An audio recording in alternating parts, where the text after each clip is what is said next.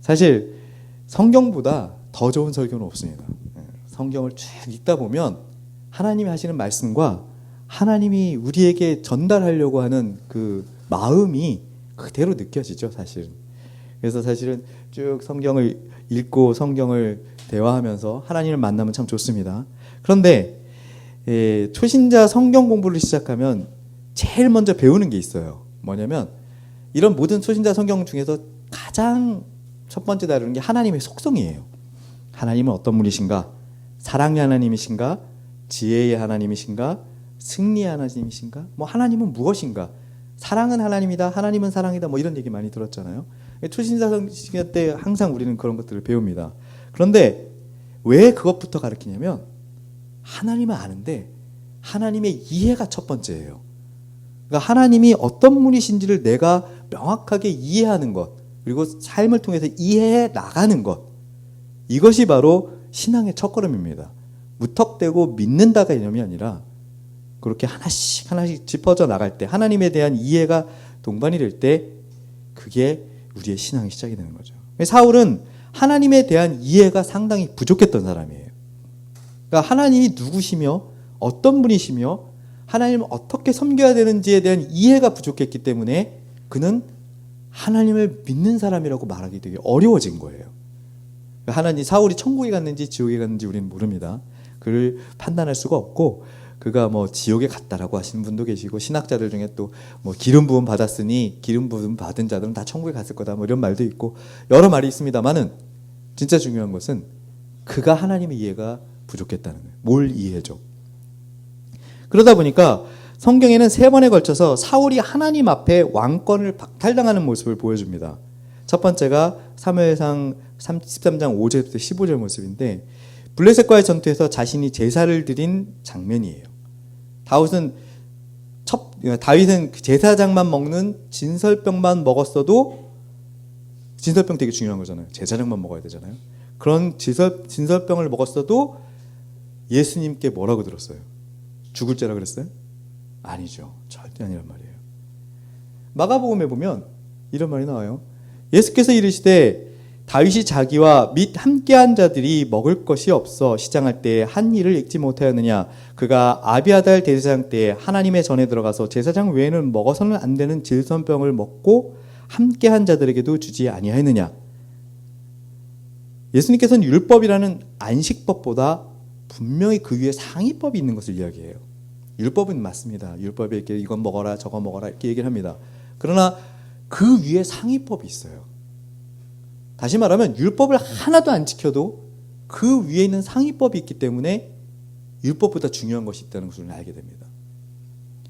진설병은 사실은 아시다시피 딱 들어가면 촛대가 있고 진설병이 있고 그 다음에 앞에 향로가 있고 여러 가지 갖춰져 있지 않습니까? 성전에 들어가면. 근데 이 진설병은 예수님을 상징해요. 그렇기 때문에 이 제사장 외에 다른 사람이 먹으면 죽습니다. 죽어야 되고요. 근데 다윗은 그걸 먹었단 말이에요. 배가 고파서 먹을 것이 없어서. 자기만 먹었으면 괜찮은데 자기랑 다른 사람까지 다 줬단 말이에요. 물론 그게 맛있는 떡은 아닙니다.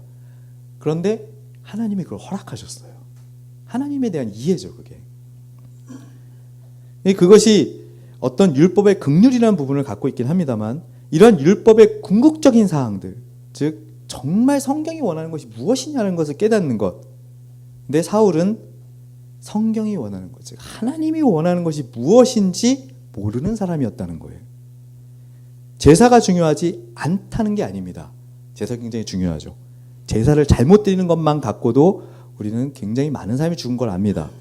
그런데 오히려 하나님의 뜻은 제사에 있지 않아요. 신기하죠? 제사는 굉장히 중요한데 하나님 뜻은 그 제사 드리는 형식 하나하나에 있지 않아요. 형식이 굉장히 중요해요. 거기다 피를 어떻게 잡고 어떤 불을 가져다 붙이고 불을 잘못 갖다 붙여서 죽은 사람도 있잖아요. 그런데 그 하나하나 형식 굉장히 중요합니다. 그런데 그 제사보다 더 중요한 게 있다는 거예요. 시편 51편에 보면 이런 말이 나오죠. 주께서는 제사를 기뻐하지 아니하시나니. 놀랍죠, 그죠? 하나님이 제사를 기뻐하시는 분이 아니에요. 제사 자체를 좋아하는 게 아니에요. 피를 잡고 양을 잡고 양의 피를 뿌리고 어디다 묻히고 이런 하나하나에 하나님이 엄청 관심을 갖고 보시는 건 맞으나 그 자체를 좋아하시는 게 아니에요. 하나님께서는 그러지 아니하면 내가 드렸을 것이라 주는 번제를 기뻐하지 아니하시나이다. 다윗은 분명히 제사가 뭔지 이해하고 있어요. 어떤 제사를 드려야 되며 무엇을 하여야 하나님이 좋아하는가를 이해하고 있다는 거예요. 다시 말하면 우리가 인생을 살아갈 때 한 걸음 한 걸음 나간단 말이에요. 내가 무엇을 안 하고 무엇을 하고 크리스찬이니까 반드시 이래야 되고 크리스찬이니까 반드시 이걸 하지 말아야 되고 그런 게 있을 거예요. 그런데 그런 하나하나의 행동이 중요한 게 아니다라는 거예요.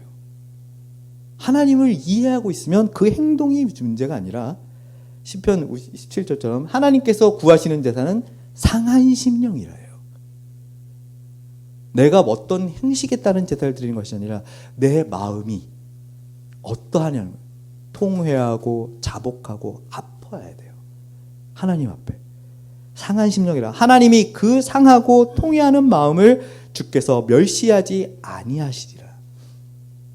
진정한 제사, 즉 하나님을 이해하는 부분은요. 하나님, 나 너무 불쌍하지 않아요?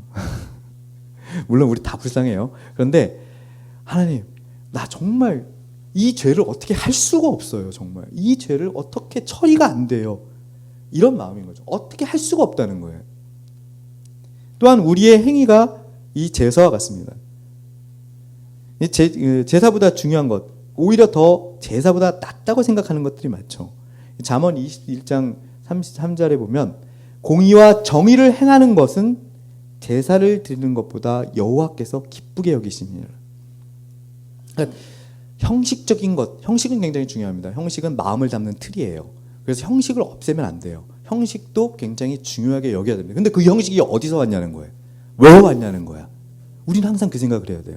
하나하나의 형식을 담으면서 왜 우리는 예배를 드리고 있으며 왜 우리는 이 시간에 모이고 있으며 왜 우리는 찬양을 드리고 말씀을 듣고 있는가. 이걸 항상 생각해야 된다는 거예요. 뿐만 아니라 밖에 나가서도 매일 하루하루를 보내면서 우리는 왜 지금 이 행동을 하고 있느냐를 고민해야 된다는 거예요. 습관적인 신앙보다 무서운 제사는 없습니다.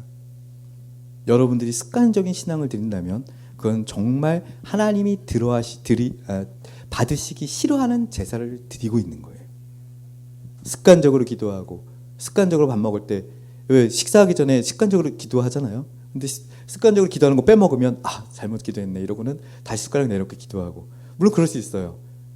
이런 게 나쁘다는 게 아니에요. 문제는 내가 이것이 습관이었다는 거예요. 물론 매번 모든 것을 정성대로 할 수는 없습니다. 형식을 담는 거 굉장히 중요합니다. 하나 정말 중요한 것은 그 안에 담겨진 의미를 깨닫는 거예요. 항상 생각하는 거죠. 매 순간마다. 물론 매 순간마다 어렵다 할지라도 잊지 않으려고 노력하는 거예요. 그래서 우리 조상들, 우리 선조들이 갖고 있는 그 습관적인 신앙 알지 않습니까? 얼마나 병적으로 우상화시켜서 그 습관적인 신앙을 갖습니까? 새벽기도 빠지면 서로 지탄하고 미워하고 새벽기도 안 나오는 목사 있으면 저 목사 아니라 그러고 그리고 전도사들 중에서도 새벽기도 때문에 신학교 포기하는 사람도 있었어요 옛날에. 근데 이제 새벽기도 나쁘다는 게 아니에요. 그렇게 남을 판단하게 되는 거예요. 문제는 남을 판단하는 것도 사실은 하나님이 원하시는 게 아니란 말이에요. 그러니까 우리가 습관적으로 병적으로 우상화된 습관적인 신앙, 즉 병적으로 내가 우상화된 습관적인 신앙이 있는지를 살펴보셔야 됩니다. 삶의 하나하나에, 걸음 하나하나에, 말하는 거 하나하나에. 그래서 심지어는 오 마이 갓, 오 지저스 크라이스트 이 말을 우리가 좀 두려워하는 겁니다. 습관적이기 때문에. 하나님을 경홀히 여기잖아요. 교회에 빠지면 죽습니까? 교회에 빠지면 지옥에 갑니까? 우리는 이 부분도 굉장히 고민해 봐야 됩니다. 물론 교회 안 나오면 너무 쉽게 지옥 간다는 걸 알 수 있겠죠. 하지만 고민해 봐야 돼요. 문제는 습관화된 신앙이 더 무섭습니다. 습관화된 신앙은 우리를 솔로몬이나 다윗이 아닌 사울과 같이 만들어 볼 수가 있어요. 솔로몬 왕은 물론 솔로몬이 굉장히 지혜의 왕이니까 물론 끝은 어땠다 할지라도 하나님을 잘 이해했습니다. 그래서 하나님을 바르게 섬겨야 하는 것, 이런 것을 잘 알았습니다. 그래서 하나님께 지혜를 구하고 어떻게 왕이 무엇인지를 알았기 때문에 왕이 해야 되는 게 무엇인지 명확하게 그 본질을 아는 거예요. 알기 때문에 하나님 앞에 지혜를 구합니다. 왕이 해야 될 일은 하나님을 대변하며 이들을 잘 이끌고 그렇게 해서 하나님께로 가져가야 되는 거예요. 그러니까 분명히 본질상 지혜가 필요한 거예요. 나라도 큰 대륙이 필요한 것도 아니고 그렇다고 엄청난 부가 필요한 것도 아니고 나에게는 지혜가 필요하다는 거죠. 본질을 깨닫는 겁니다. 그래서 사울은 오히려 백성으로 하여금 하나님을 떠나게 하게 만들지 솔로몬처럼 하나님 앞으로 백성을 데려가는 행동을 하지 않는 겁니다. 그래서 그는 제사를 통해서 하나님을 만나려고 했던 게 아니라 오히려 제사를 이용해서 하나님의 백성을 자기 품 안에 두는 거예요. 자기 손아귀에 쥐입니다. 하나님의 말씀을 통해서 무언가를 하나님을 퍼뜨리는 것이 아니라, 죄송합니다만 한국 교회도 그런 목사님들이 많았습니다. 말씀을 이용해서 혹은 예전에 그런 참 목사님 많았죠. 또한 성경을 이용해서 교인들을 올가매는 거예요. 묶어댑니다. 이렇게 안 하면 어떻게 되고 이렇게 되면 어떻게 되고. 하나님의 임재를 기계적인 수단으로 동원하는 것은 정말 어리석습니다. 개미가 산을 옮기는 것 같아요. 우리는 하나님의 뜻을 간파하고 그 뜻에 순종하고 따라야 하는 존재이지 우리가 하나님을 제어할 수가 없기 때문에 그렇습니다. 내 뜻대로 하나님을 움직이는 게 아니라는 거죠. 두 번째 실수에도 여지없이 사울의 실수가 드러나는데, 사울은 블레셋과의 싸움에서 승리에 도취하고 더 큰 승리를 기대합니다. 그래서 큰 승리를 위해서 그가 행한 것이 금식이에요. 잘 아시다시피 싸우기 전에 아무것도 못 먹게 합니다.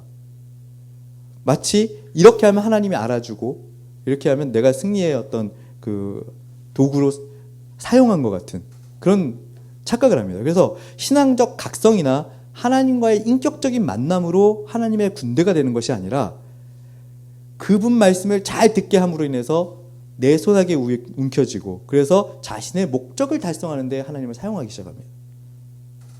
우리도 우리 삶 속에서 내 목적을 달성하기 위해서 하나님을 사용하는 일이 있다면 깜짝 놀라셔야 돼요. 내가 이렇게 하기 위해서 하나님을 사용하는 것, 내가 저렇게 하기 위해서 하나님을 사용하는 것. 단적인 예로 내가 부자가 되기 위해서 하나님 부자가 되게 해주세요 기도하고 부자가 되면 내가 기도해서 부자가 되었다 라고 착각을 하는 거죠. 물론 아주 단순화시켜서 한 얘기지만, 그렇듯이 내 목적을 위해서 하나님을 사용하는 것은 하나님이 아주 싫어하는 일이에요. 내 목적이 하나님의 목적과 부합되는 것은 굉장히 좋은 겁니다. 그러나 내 목적을 세워놓고 하나님 이리 오세요, 내 목적을 세워주세요, 내 목적을 이루어주세요, 이것은 하나님에 대한 몰지각이며 몰이해입니다. 정말로 하나님이 정말 좀 부끄러운 거죠. 하나님을 믿는다고 하기에. 대부분의 다른 종교들, 여러 가지 종교들이 자신의 목적을 세워놓고 그 목적에 맞춰서 그 신들을 사용합니다. 그래서 그 목적에 맞지 않으면, 그 목적에서 떨어져 나가면 그 신에 대한 원망도 하고 때로는 심지어 신을 바꾸기까지 하죠. 그래서 인격적인 만남, 그런 부분이 굉장히 중요하죠. 그래서 대부분 신에 대한 인격과 정신적 항복이 있어야 되는데 그런 건 없어요. 인격적인 만남, 정신적인 항복, 완전히 신 앞에 내려놓는 나, 하나님 앞에 두 손 벌리고 서서 정말 나는 없고 하나님만 계시다라는 그런 고백이 있어야 되는데 오로지 종교의 행위만 난무하는 경우가 나오죠. 그래서 교회 다니면 반드시 해야 될 것이 있다고 생각해요. 교회 다니면 새벽 기도 나가야 되고 무슨 예배 참석해야 되고 뭐 해야 되고 어디에 가야 되고 꼬박꼬박 뭐 한국 교회는 굉장히 틀에 잘 맞춰져 있잖아요. 그걸 다 이수해야 되고, 물론 그런 것도 중요합니다. 그런데 반드시 해야 될 종교 행위보다 더욱 중요한 것이 그것이 하나님을 만나는 일입니다. 그 행위를 통해서 하나님을 가이드하고 만나게 해줄 수는 있어요. 내가 형식이 나쁘다는 게 아닙니다. 그 행위를 통해서 어떤 의식을, 어떤 상황을, 혹은 어떤 깨달음을 인도해 줄 수는 있습니다. 그런데 거기에 매몰이 돼버리면 마치 지금 천주교처럼 돼버리는 거죠. 하나님 앞에 사제들이 엎드릴 때 가장 낮은 자세로 다 엎드려 있잖아요. 쫙. 저는 그 다 엎드려 있는 모습 보면서 많이 웃었습니다. 저게 과연 정말 낮은 자세일까요? 가장 낮은 자세로 있다 그러면서 다 엎드려 있어요. 가장 예쁜 옷을 입고 엎드려 있죠. 그래서 제가 옛날 어른들이 말하는 지성이면 감천이고 지인사 대청룡이란 말을 좋아는 합니다만, 이게 하나님에 대한 이해가 선행되지 않으면요, 이 말은 굉장히 무서운 말이 됩니다.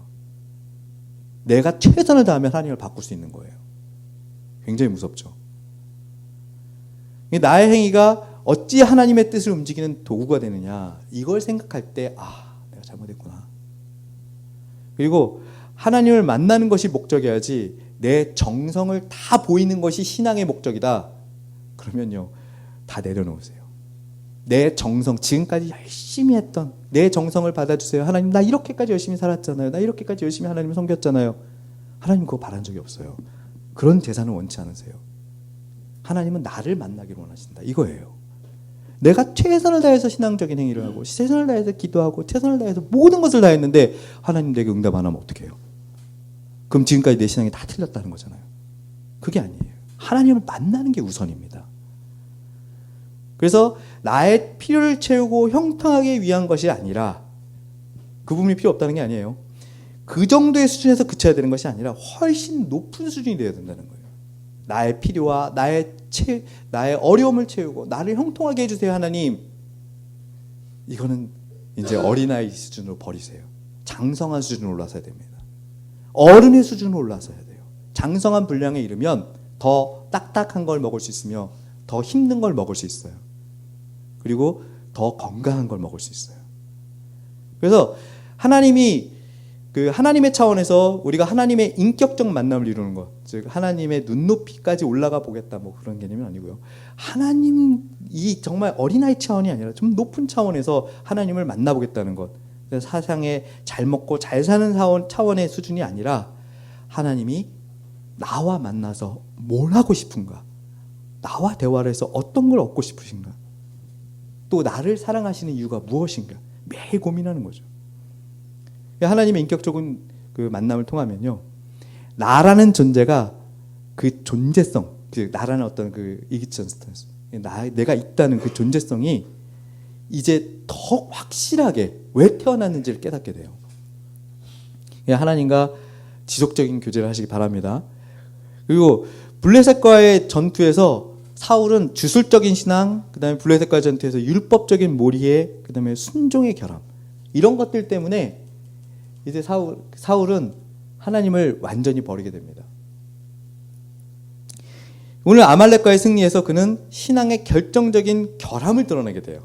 전쟁은 이겼는데 신앙의 결함이 나타나죠. 부자는 됐는데 내가 뭔가 신앙이 이상해. 열심히 기도해서 부자가 된 것 같은데 부자가 되고 보니까 뭐가 좀 이상한 거예요.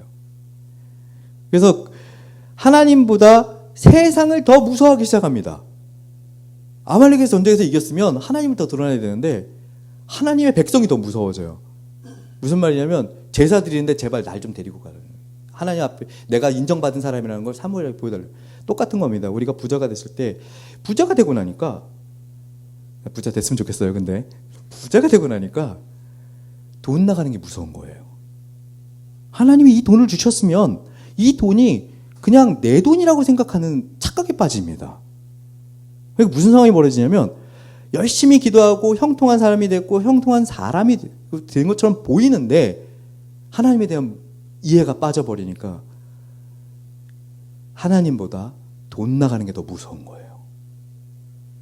얘는 분명히 돈이지만 그거에도 많습니다. 무슨 명예도 있고 다른 것도 있고 수많은 것들이 있겠죠. 내가 추구했던 뭔가가 있는데 그 추구했던 뭔가를 다 이루고 나니까 그것이 사라질까 봐 두려워지기 시작하는 거예요. 그러니까 이게 하나님의 이해가 잘못되기 시작한 거죠. 사무엘의 말에는 우리의 신앙의 기초가 어떠함이 있느냐를 잘 드러냅니다. 이는 거역하는 것은 점치는 죄와 같고 완고한 것은 사신 우상에게 절하는 죄와 같음이라. 오죽하면 점친다는 말이 나와요. 사울이 도덕적으로 크게 문제가 되거나 그가 악을 행했다는 말, 성경에 나옵니까? 거의 잘 안 나와요. 그 굉장히 나쁜 사람이었는지 도덕적으로 뭔가 문제가 있었는지, 물론 나중엔 다 나쁜 사람이에요. 근데 이 지금 혼나는 직전까지요, 그런 말이 잘 안 나와요. 그러니까 하나님을 거역하는 게 뭔지도 모르고 있는 거예요. 하나님을 이해하지 못하고 하나님이 싫어하는 방향으로 가는 게 뭔지도 몰라요. 우리가요, 하나님을 이해하지 못하고 하나님이 싫어하는 일을 하나씩 하나씩 할 때마다 우리는 뭐 하고 있다고요?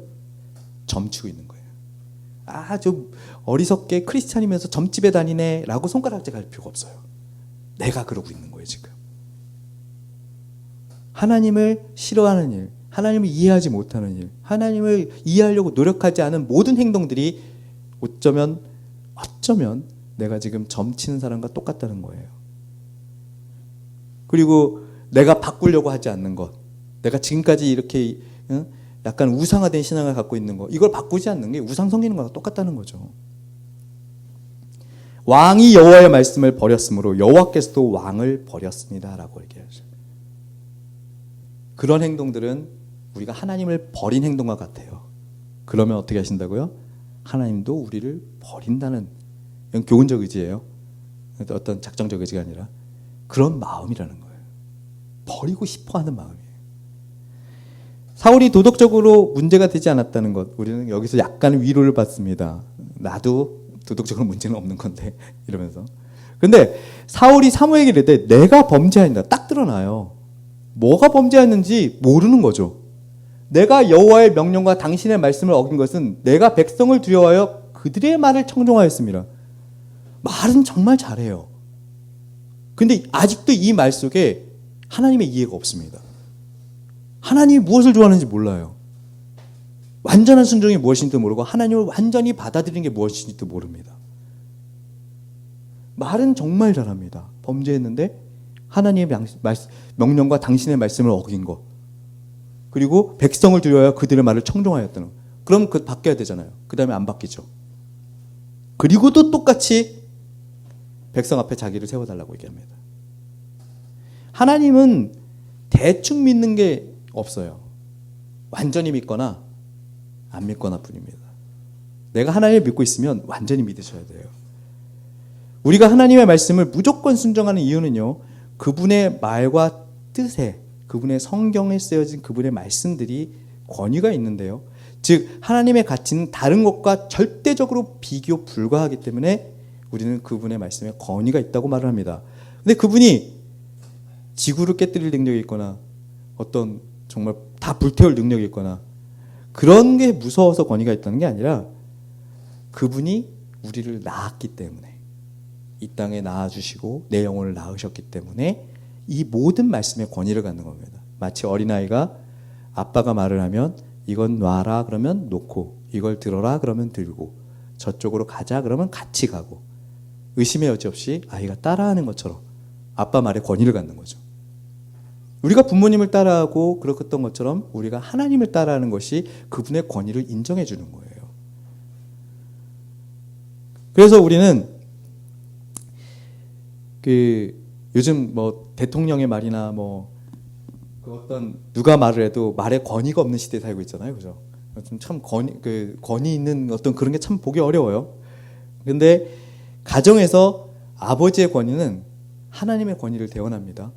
예를 들어서 마치 그런 것처럼. 그래서 하나님의 말씀이 아버지가 말하는 것처럼 우리는 들어야 돼요.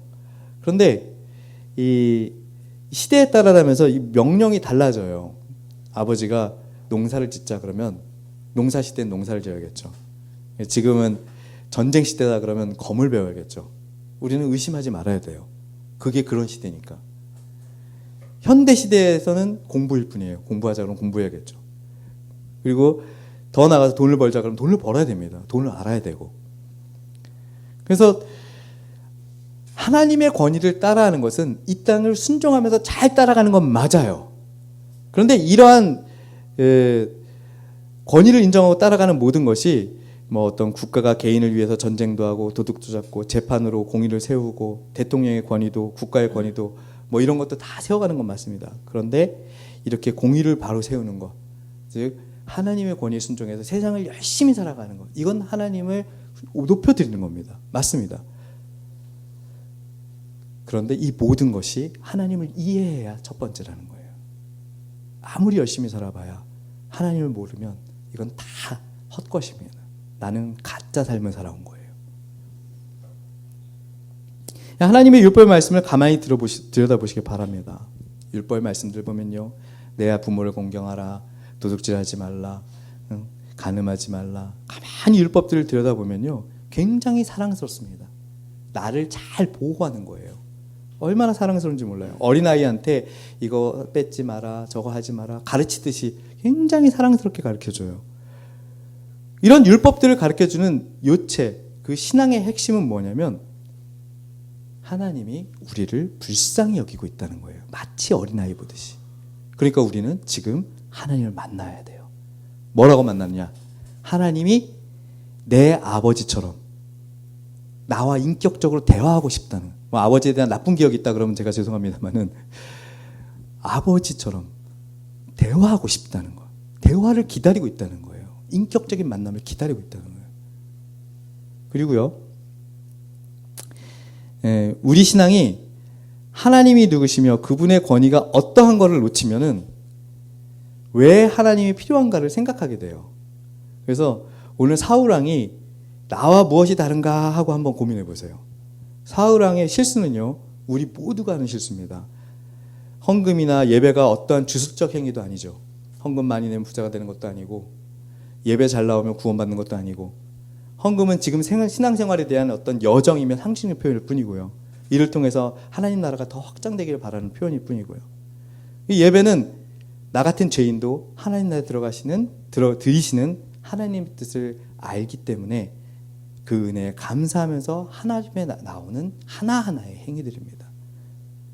예배를 단 한 번도 빠지지 않았다가 중요한 것이 아니라 예배에서 하나님을 만났다가 중요한 거죠. 오늘 하나님을 만났습니다. 무엇 때문에? 어떻게?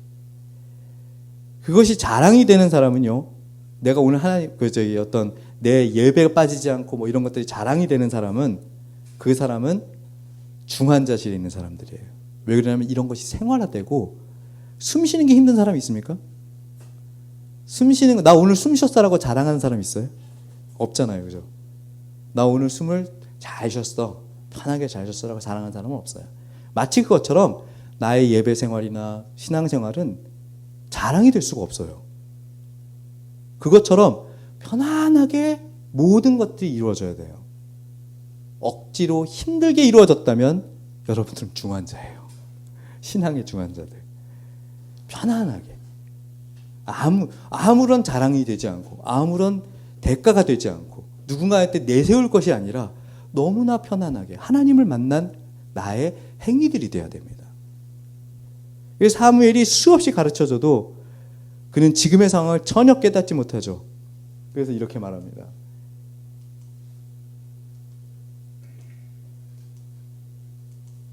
청하오니 지금 내 죄를 사하고 나와 함께 돌아가서 나로 하여금 여호와께 경배하게 하소서.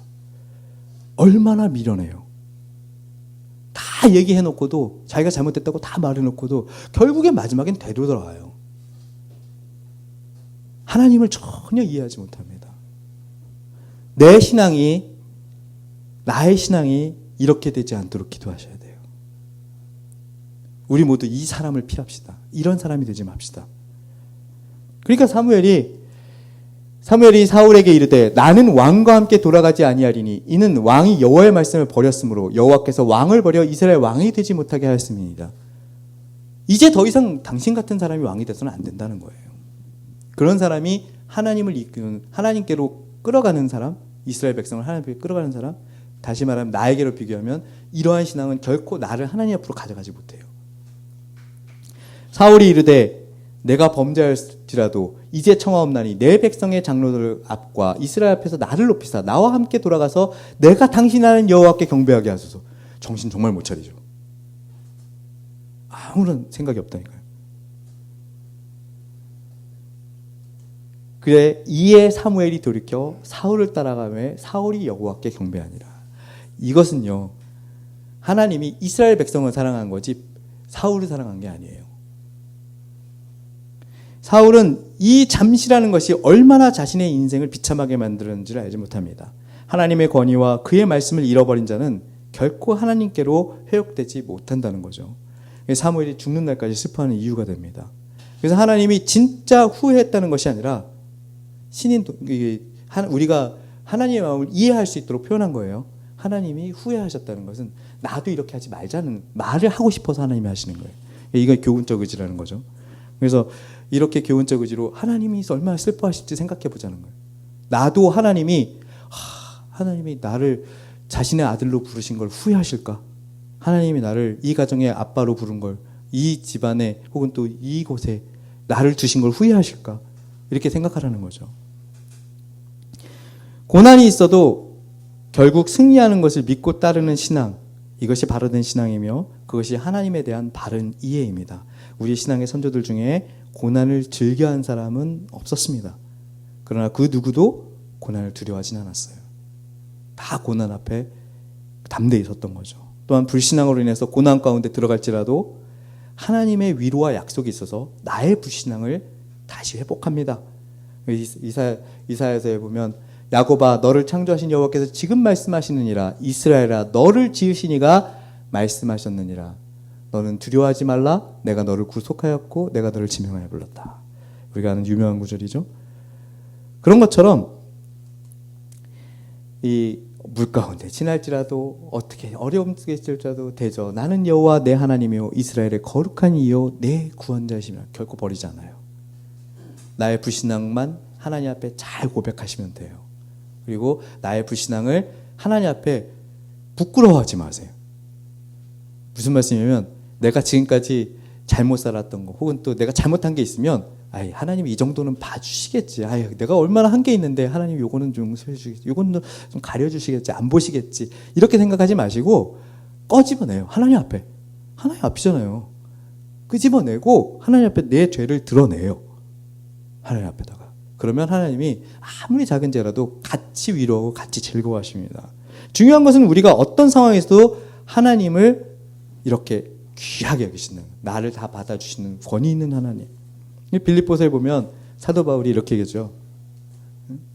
제가 참 좋아하는 구절인데 이 가스펠도 제가 참 좋아해요. 이 가스펠 너무 잘 부르는데 나의 간절한 기대와 소망을 따라 아무 일에든지 부끄러워하지 아니하고 지금도 전과 같이 온전히 담대하여 살든지 죽든지 내 몸에서 그리스도가 존귀하게 되게 하려 하나니 이는 내게 사는 것이 그리스도니 죽는 것도 유익함이라.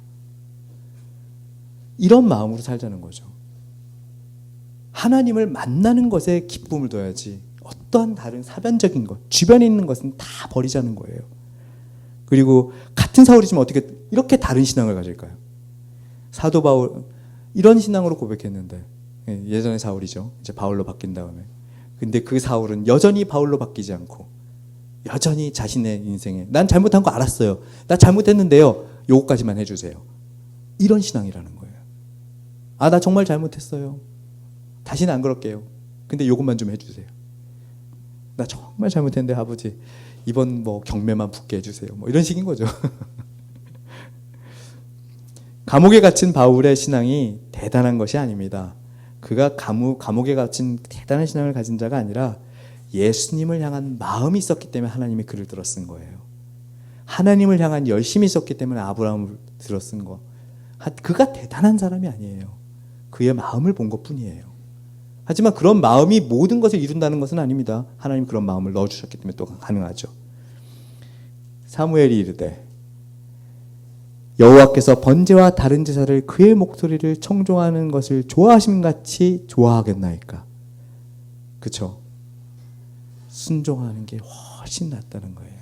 순종이 제사보다 낫고 듣는 것이 순양의 기름보다 나으니라. 우리가 맨날 듣고 우리가 맨날 아는 구절입니다. 항상 읽는 구절이고 항상 감동을 받는 구절이지만 항상 까먹습니다. 나의 행동이 나의 마음이 하나님 앞에 순종한 것이 아니라 여전히 뿔난 마음 갖고 있고 여전히 제사를 드리는 것이 낫다고 생각하고 여전히 기름 붓는 그런 모든 형식적인 것보다 형식적인 것이 낫다고 생각하는 거죠. 그러니까 여러분이 우리 마음 가운데 하나님을 진정으로 만나는, 하나님과 진정으로 대화하는, 매일매일 하나님을 부르는 마음속으로 하나님과 함께하는 그런 신앙 가지시기 바랍니다. 그래서 항상 하나님을 이해하고 이기적으로 만나는 신앙 속에서 하나님을 존귀히 여기고 그런 이기적인 신앙이 아니라 예수님의 희생을 내 몸에 담아 살든지 죽든지 주를 위해 사는 신앙인들이 다 되시기를 주님의 이름으로 축원드립니다. 우리 시간에 기도했으면 좋겠습니다. 이 시간에 잠시 기도할 것은요, 하나님을 바로 이해하고 그분만을 섬기는 하나님을 바로 이해하는 그런 신앙을 갖게 하여 주시옵소서. 내가 지금까지 하나님을 잘못 이해했고 혹은 또 이해했다 하더라도 사울처럼 여전히 내 욕심을 내모는 그런 신앙인이 아니라 정말로 하나님을 원해서 사는 그런 신앙 갖게 하여 주옵소서 하고 기도하시고요. 주술적이며 열심을 다하고 최선을 다하여 무언가를 받아내려는 하는 신앙이 아니라 오직 주님의 권위와 절대성을 이해하는, 주님을 정말 아는, 그 본질을 이해하는, 물론 다 할 수는 없습니다만은 이해하려고 노력하는 그런 신앙이 되게 하여 주시옵소서 하고 기도하시고요. 또한 어떠한 고난 가운데서도 내가 형식적으로나 주술적으로나 혹은 하나님을 이용하려는 신앙에 빠지지 않고 오로지 하나님에 대한 사랑으로 하나님에 대한 놀라운 감격과 또한 그를 경외하는 그런 신앙이 되게 하여 주시옵소서. 우리 다 같이 기도하겠습니다. 하나님 아버지, 주님께서 우리를 사랑하사 주님을 이해하게 하시고 주님을 바로 알게 하시며 주님의 뜻을 섬기는 그런 자가 되게 하여 주시옵소서. 우리는 참으로 나약한 존재이며 우리는 하나님을 모르는 존재이며 하나님의 뜻을 깨닫지 못하는 존재들입니다. 아버지여, 우리가 신앙을 가졌으나 우리가 언제나 형식적인 것에 치우치고 언제나 열심히 치우치며 우리가 나아가려는 그런 모습, 하나님을 이해하려는 모습보다 내 의를 드러내는 모습이 얼마나 많이 있습니까? 진실로 본질된 것을 갖게 하여 주옵소서. 진실로 하나님이 원하는 것을 갖게 하여 주시옵소서. 하나님을 보는 모습이 되게 하여 주옵시고 하나님을 따라가는 자가 되게 하여 주시옵소서. 수술적인 신앙이 아니라 열심을 다하고 최선을 다하는, 그래서 하나님을 알려는 그런 사람이 되게 하여 주옵시고 무언가를 받아내려는 신앙이 아니라 하나님을 이해하며 하나님 앞에 영광을 돌리며 하나님을 경외하는 그런 신앙이 되게 하여 주시옵소서. 나는 내가 모르며 나 자신을 모르며 내가 무엇을 해야 할지도 모르는 참으로 어리석은 존재이오니 아버지여, 지혜를 주옵소서. 알게 하여 주옵시고 진실로 주님의 뜻을 이해하는 자가 되게 하여 주시옵소서. 어떠한 고난에도 어떠한 어려움 속에서도 내가 주술적으로 하나님을 섬기는 것이 아니라 100의 기도, 200의 기도라는 수식일적인 것을 빠지는 것이 아니라 정말 하나님을 사랑하며 하나님을 이해하는 자가 되게 하여 주시옵소서. 나의 자랑으로 나타날 신앙이 아니라 하나님을 참으로 사랑하여 나타나는 신앙의 모습이 나에게 드러나게 하여 주시옵소서. 주께서 그렇게 하심으로 내가 하나님을 더욱 알고 사랑하는 자가 되게 하여 주시옵소서. 하나님 아버지, 주님께서 나를 사랑하사 주님의 자녀 삼으시고 주님을 이해하며 주님을 바라는 자가 되게 하시니 참으로 감사드립니다. 우상화된 신앙이 아니라 진실로 하나님께 영광 돌리며 형식적인 신앙이 아니라 하나님을 사랑하는 신앙인이 되게 하여 주시옵소서. 주님을 더욱더 사랑하기 원합니다. 내 안에 주님의 모습을 담길 원하며 내 안에 그리스도가 사는, 참으로 그리스도만 사는 그런 고백이 되는 신앙인이 되게 하여 주시옵소서. 주님께서 우리를 사랑하시며 하나님의 영광을 드러내며 또한 이 땅에 사는 동안 하나님과 동행하다 하나님 나라에 돌아갈 때 진실로 기쁨으로 돌아가는 참된 신앙이 되게 하실 줄 믿사오니 저희를 축복하여 주시옵소서.